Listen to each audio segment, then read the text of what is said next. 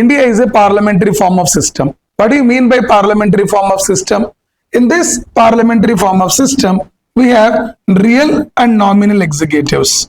What do you mean by them? When I say the real executives, they're enjoying the absolute authority, that is like Prime Minister and the Council of Ministers are the best examples.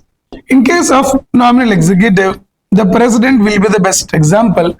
Remember, India is the best example for parliamentary form of government, whereas USA is the best example for presidential form of government. But in presidential form of government, President is the real executive. In parliamentary form of government, President is nominal executive, Prime Minister and Council of Ministers are real executives. But when I say Parliament in India, Parliament means, we know, Parliament has the composition like President, Rajya Sabha, Lok Sabha. These three combinedly called as Parliament. President is not a member of Parliament, he is a part of Parliament and head of Parliament. Can you say what is the work of Parliament or what are the functions of the Parliament? The primary functions of the Parliament is to make the laws or is to enact the laws. Not only this, Parliament can amend Indian Constitution. Parliament can amend Indian Constitution. Parliament can amend the laws. This is the primary work of Indian Parliament. We have a parliamentary form of system where real and nominal executives are very much predominant. But my point, Parliament is always making the laws. Parliament is amending the laws. Parliament is amending Indian Constitution. But if Parliament wanted to make the law, it should introduce the bills. Recently, there is a news that in 18th Lok Sabha, almost there are 64 private member bills, but no bill was properly discussed at. అంటే దీని ఉద్దేశం ఏంటి? Parliament private member bills కి importance ఇవ్వట్లేదా? ఒకవేళ ఇవ్వకుంటే ఎందుకు ఇవ్వట్లేదు? What are the types of the bills? This concept is important for you. If you look at this concept, we have two types of the bills basically. One is based on introduction. The types of the bills based on nature. When I say the types of the bills based on introduction, here we will discuss public bill and a private member bill. What is the difference between public and private member bill? Public bill, it is also called as the government bill. It is always introduced by a minister with a prior notice of 7 days. Public bill is nothing but a bill introduced by a minister. He is known as a public bill. Minister means they were the part of government. So always Parliament will give you more importance to public bill because the government is in the control of ministers. Whatever the bill introduced by minister, that is highest priority. But to introduce public bill, they need to give minimum 7 days prior notice. Public bill means that is always introduced by minister.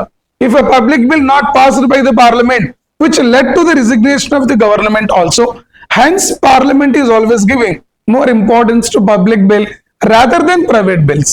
Then what are the private bills? A bill which is introduced by non-minister. A bill which is introduced by non-minister is called a private member bill, which required minimum 30 days advance notice.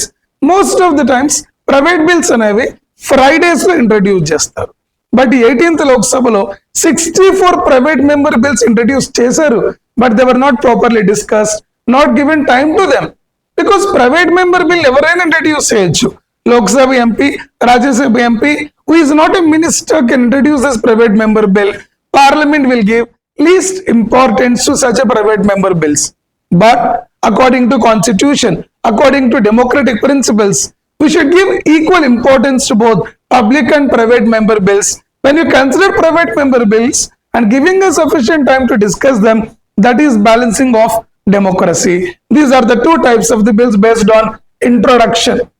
Then based on the types, the bills are like ordinary bill, money bill, financial bill, constitutional amendment bills. Articles are very simple. Ordinary bill article 107, money bill article 110 of the Indian Constitution, finance bill article 117. Again, the finance bills can be classified into Financial Bill 1 and Financial Bill 2. That is very important. Constitutional Amendment Bill, basically I would say Article 368 of the Indian Constitution. But ఈ bills లో మనం వేటిని public bill అనొచ్చు, వేటిని private bill అనొచ్చు. గుర్తుపెట్టుకోండమ్మా, money bill always a public bill.